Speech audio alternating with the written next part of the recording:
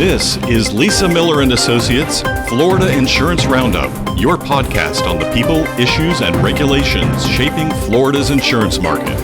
Now, here's Lisa Miller. Welcome, friends. Our early start to this year's hurricane season has only reinforced the need to better protect our homes and businesses from floodwaters.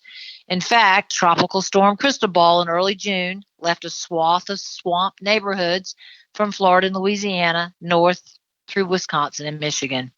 It seems every week or two there's a major flood in the news somewhere in our great country, and it isn't just in coastal or other areas near bodies of water anymore. Increasingly, the threat is in our urban areas, including some of the biggest, most populous cities in the country. Most of those homes likely had no flood insurance to cover the loss. A new study by Value Penguin shows that among America's 100 largest cities, only 4 in 10 homes in high-risk flood zones have federal flood insurance. And in 7 cities, it's even worse, with only 2 in 10 homes in high-risk zones being covered. Our guest today on the Florida Insurance Roundup, they say forget about this high-risk zone. A lot of the urban flooding is often happening outside those high-risk zones in areas that presumably aren't supposed to flood.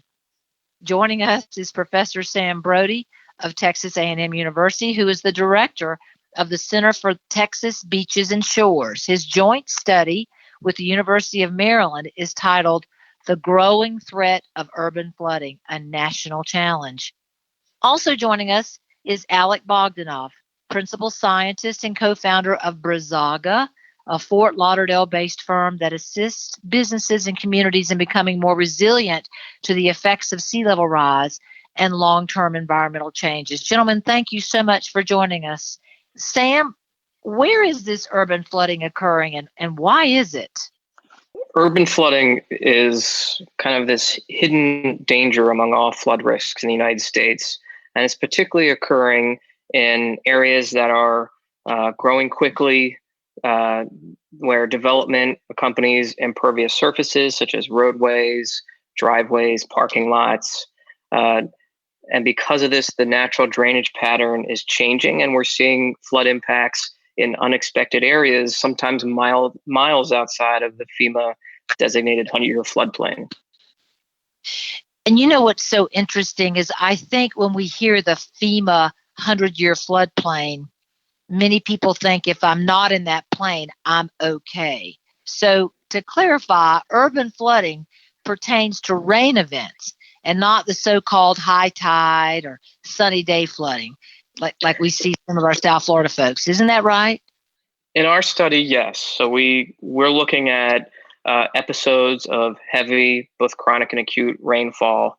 That doesn't mean that urban flooding can't be caused by tidal events. In our study, we picked up on FEMA's cue and looked primarily at rainfall in areas that are built up with homes and businesses. And our good friend Alec, who's in gorgeous Fort Lauderdale, Florida, what I'll call the heart of South Florida and storm country. What's the situation there with urban flooding, Alec, and your studies and your research? What's happening? Thanks, Lisa, and thanks for having me. Sure. It's interesting because what gets a lot of attention right now is the tidal flooding or the sunny day flooding. And ultimately, what we're seeing is our stormwater systems, which are meant for taking that rain and putting it out to sea or in the canals, making sure that our neighborhoods don't flood, they're actually becoming conduit for saltwater. So as the sea levels rise, as we see more what we call kind of inflow and infiltration in the system, the saltwater comes up, and a lot of the flooding we see on those sunny days is caused by the stormwater system allowing that water to back up into our communities.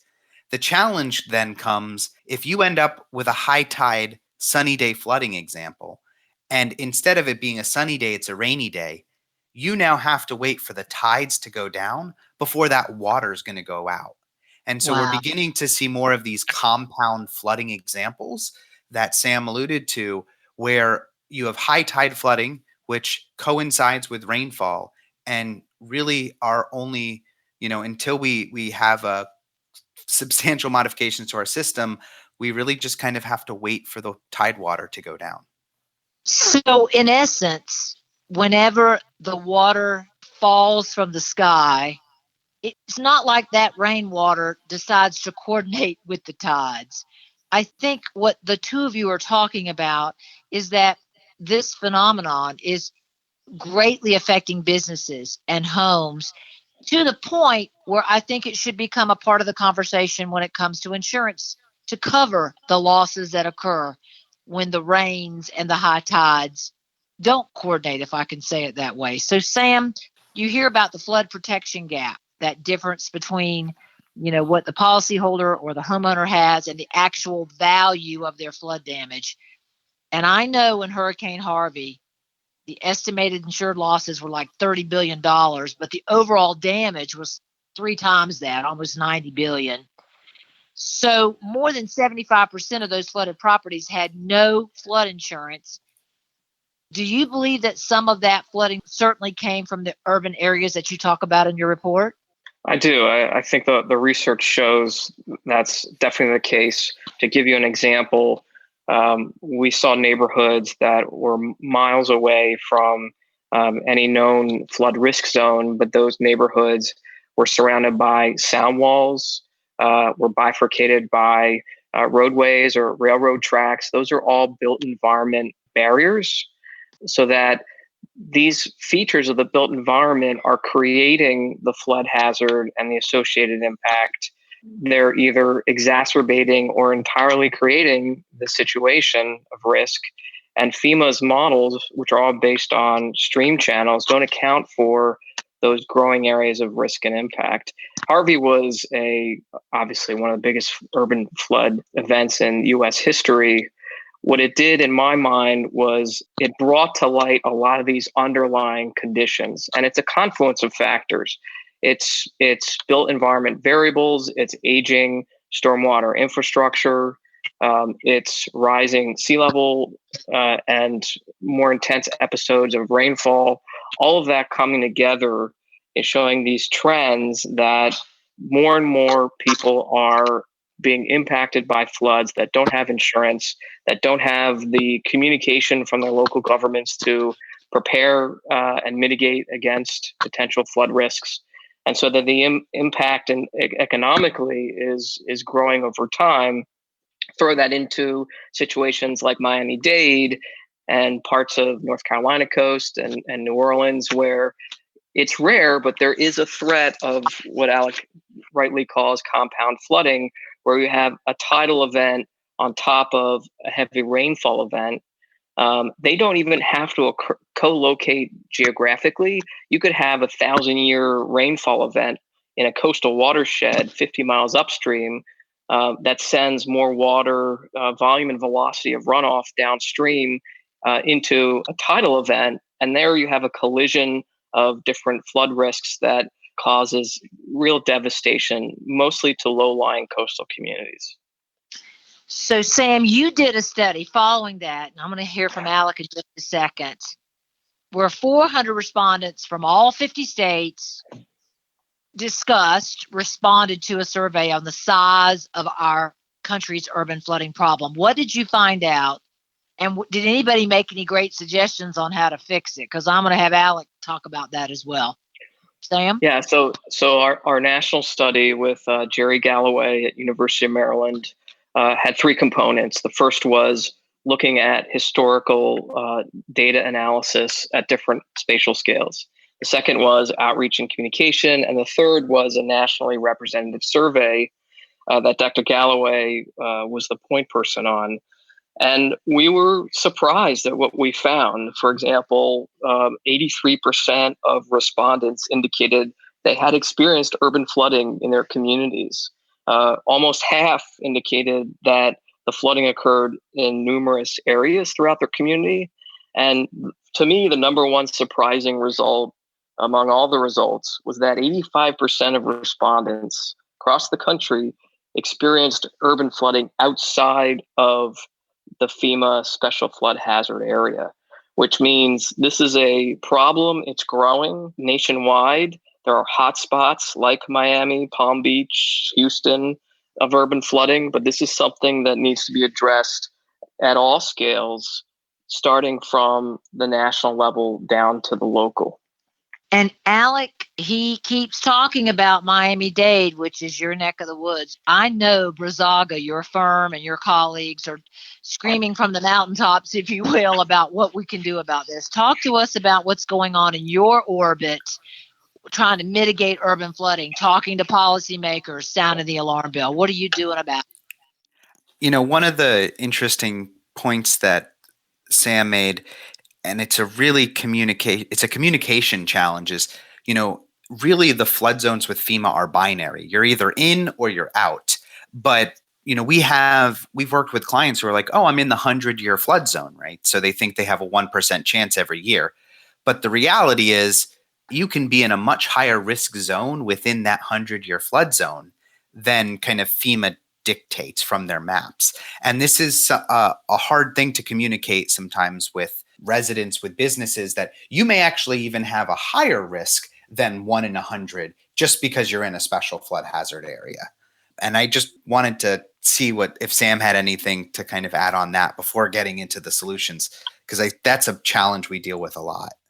Alec, you're right that one of the disadvantages of the FEMA floodplain designation is it's dichotomous. You're in or you're out. And we're trying to have people understand it's not if you're in or out, it's how far you are from that boundary. And there are gradients of risk extending outward from the 100-year floodplain that people need to be aware of. And in our own work, we've come up with a new method to predict and map the hazard and the risk, not using physics, H&H models, but using statistics and machine learning techniques to be able to predict on a gradient where the highest risk statistically is going to be in the future. And so it goes from 0 to 1,000 plus years risk. And we're then not just mapping and modeling, but we're developing visualization and communication tools to go into these local neighborhoods and help them understand and act upon the risk that we're showing. And I think that's the future of where we're headed nationally. FEMA is a funder of this project, so they recognize we may not replace the FEMA floodplain maps, but we can augment them and complement them, with the bottom line being helping residents be more prepared and mitigate the adverse impacts of floods. And insurance is just one of many tools and techniques that homeowners and decision makers can act upon. Alec? Yeah. And it's when we talk about solutions, we really talk about insurance as a risk transfer. And ultimately what you want is insurance to be the last risk transfer. And I think I may have stolen that from Lisa. We want to do as much as we can to protect people so that they don't have to use insurance, because once you've gotten to that point, it's not just your property and your contents that are being damaged, your life is being interrupted, and all of the emotional challenges that come with dealing with a flooded structure as well. And, I'm lucky to live in Broward County. I tell folks that every day, as crazy as it is sometimes, we are really leading the nation when it comes to how we're addressing sea level rise. And a lot of credit goes to Dr. Jennifer Harada, who's the Chief Resilience Officer here. We have, a 100-year flood map that's future looking, that's really used for development purposes. It's not used for flood insurance, but we use it for development purposes. The city of Fort Lauderdale has one of the most progressive seawall ordinances. And ultimately, these seawalls that used to be purely an erosion structure to kind of stop the land from eroding are now also staying floodwaters. So they're an important part of our flood protection system. And on top of that, Broward County is looking at disclosure. They recently passed an ordinance that is requiring flood disclosure. So we're making these, I will call it incremental change, but they're fairly significant changes that are really making our community more resilient.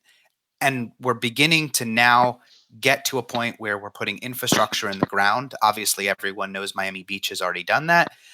In addition, encouraging resilient design. there's nothing that really is as beneficial to protecting your future and your property than building resiliently and making sure that your home, your property, your business is protected.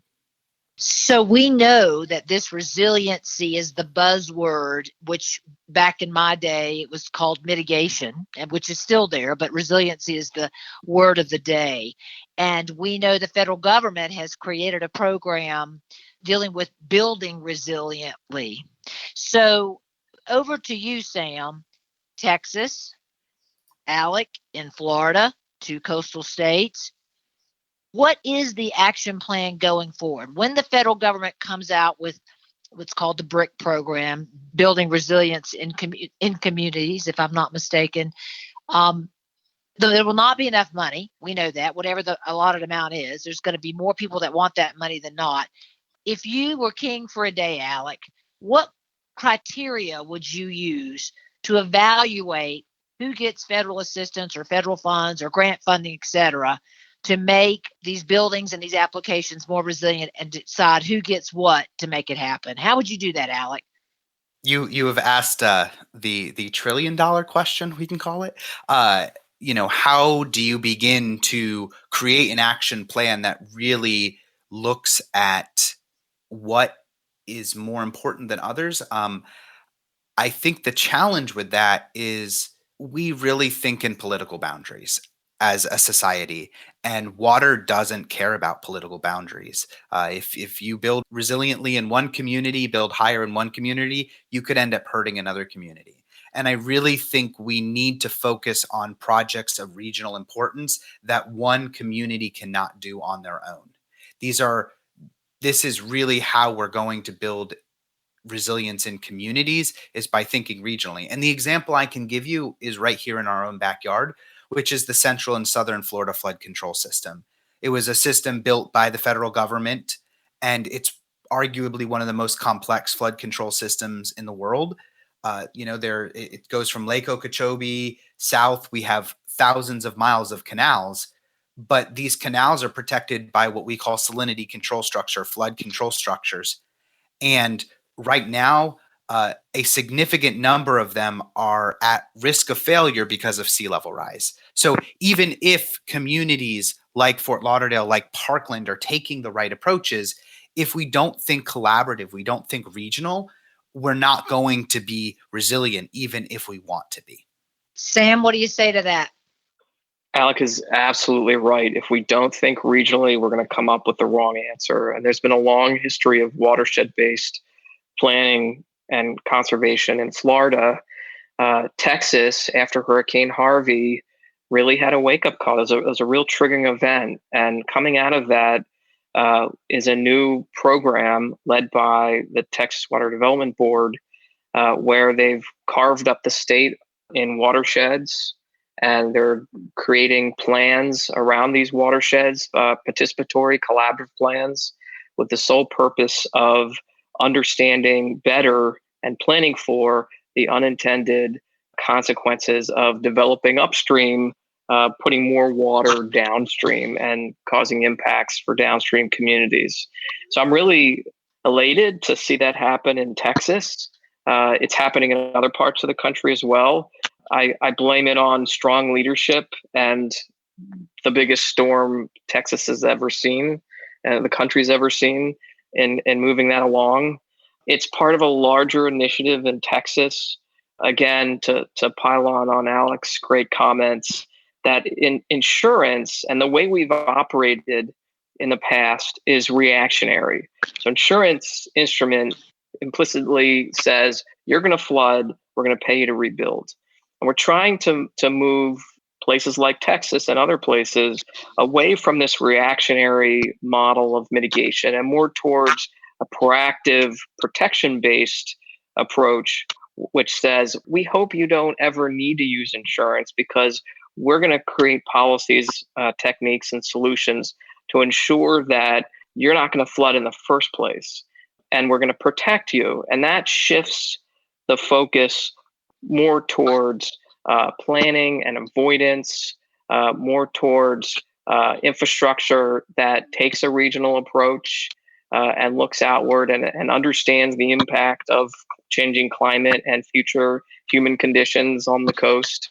It's a big challenge, and there's obviously not enough money to fix the problem all over the United States. But I think it's a really bold step that Texas has taken towards shifting that discussion of how we reduce the impacts of future storms, not react to it, but proactively protect against it.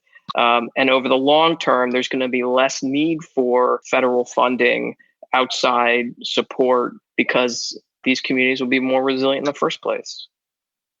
I'm so grateful to have both of you on the phone today. I think a great reminder that to summarize a lot of what you're saying is that flooding is the most frequent disaster and most expensive, and it leaves lasting economic devastation to the communities and to those who can't afford to repair or replace it without insurance. And I know that, as Alex started in his discussion, it's a communication issue, it's a leadership issue, and two of you are great leaders.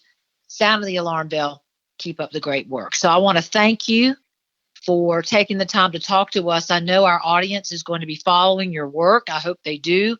Again, those that are listening, it's Professor Sam Brody of Texas A&M University and the director of the Center for Texas Beaches and Shores, and Alec Bogdanoff, who's a principal scientist and co-founder of Rezaga, who's headquartered in Fort Lauderdale and has oceanography and meteorology degrees.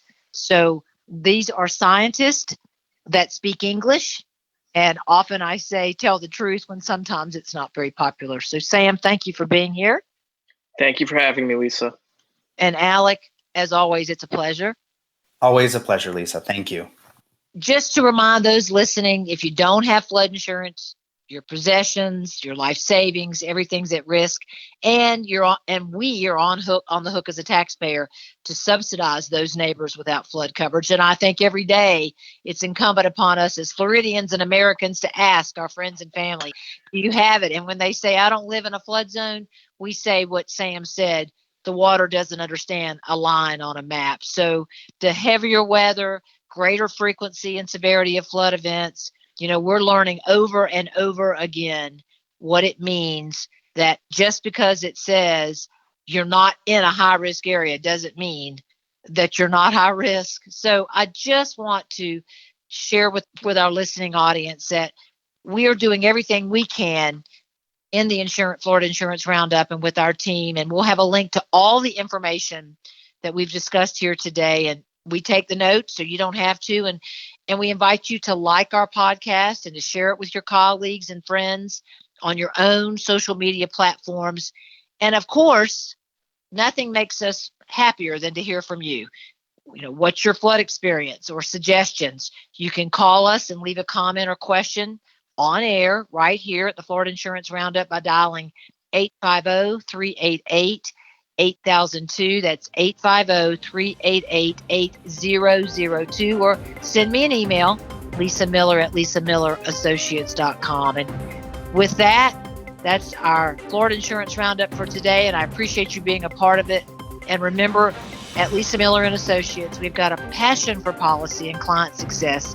I'm Lisa Miller, and until next time, stay safe and dry. This has been Lisa Miller and Associates Florida Insurance Roundup, your podcast on the people, issues, and regulations shaping Florida's insurance market. For more information on today's program, please visit us on the web at www.lisamillerassociates.com.